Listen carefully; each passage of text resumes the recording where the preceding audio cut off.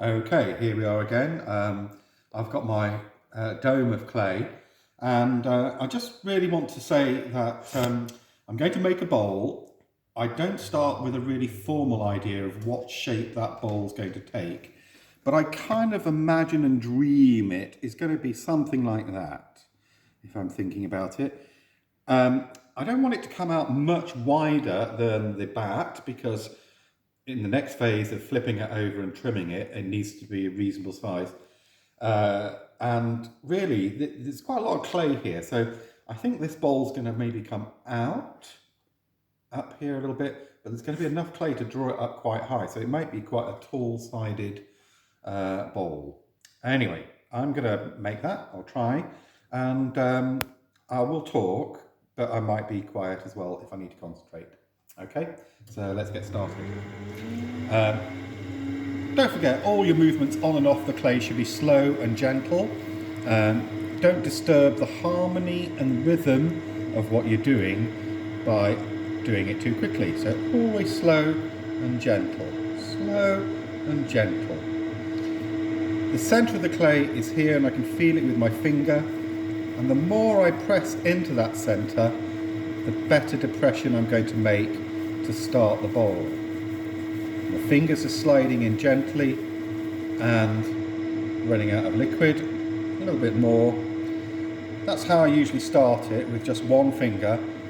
Then I put two thumbs in, press them down, still looking for that centre axis in the clay.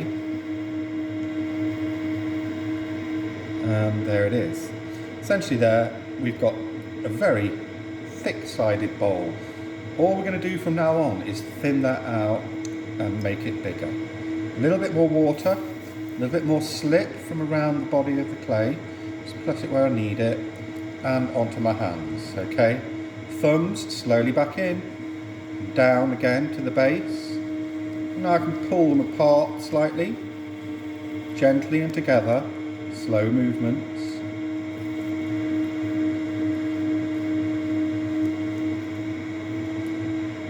And there we are. I made it a wider base here, quite thick wall still, but still just the very basic form of a bowl. Nothing really ever changes when you're doing this. Let's take that centre down again, and this time going a bit lower so that the base of the bowl will be probably a couple of centimetres away from the wood at the back of the bat. I'm doing that so that really I can then move outwards and upwards from that point onwards. I like to leave enough clay at the base of the bowl for me to use that as a support for what I'm going to build next, anticipating that tomorrow I'm going to come back, flip it over and trim a lot of that clay away. But for now, it adds useful base support. Okay.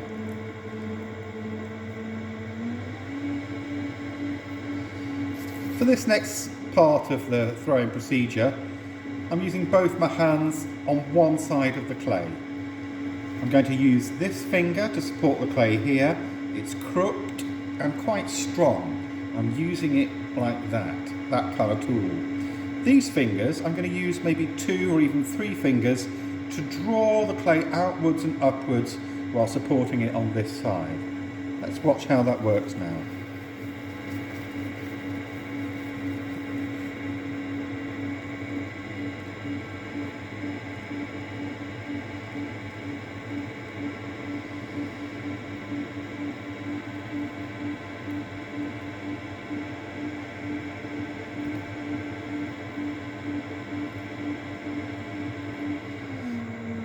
Okay, what I've done now is created a thick walled cylinder with a very shallow curved base.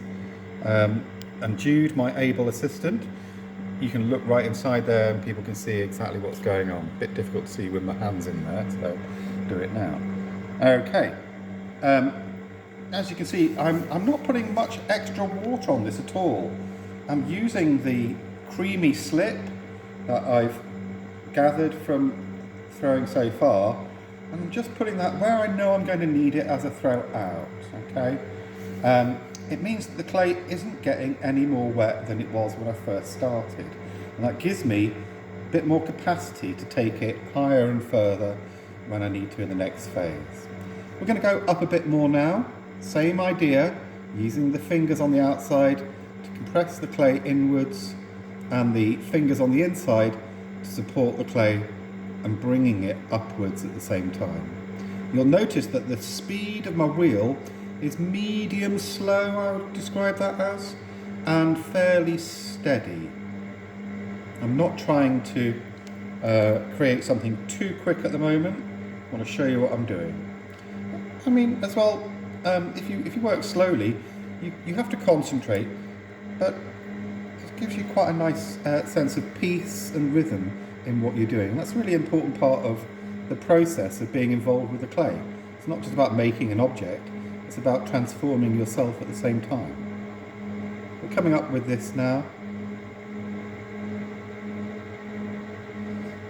We've just made a bigger cylinder, and I'm going to stop it just there and then show you the next section in a moment.